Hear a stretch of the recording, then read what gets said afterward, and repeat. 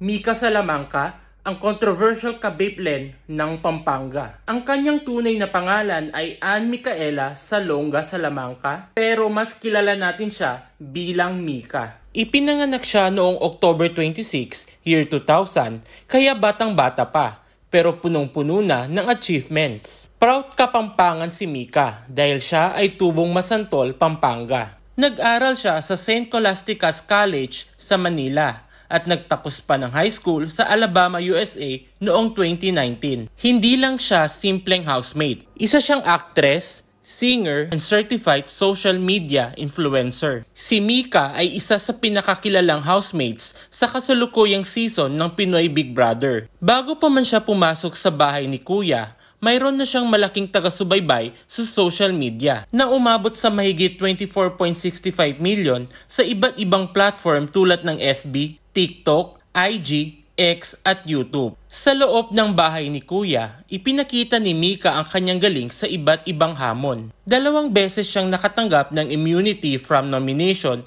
matapos magtagumpay sa mga duo battles. Pagkatapos ng kanyang stint sa PBB, inaasahang mas lalo pang sisikat si Mika sa industriya ng showbiz. Kabilang siya sa mga inaabangang proyekto tulad ng Encantadia Chronicles Sangre kung saan makikita ang kanyang husay sa pag-arte.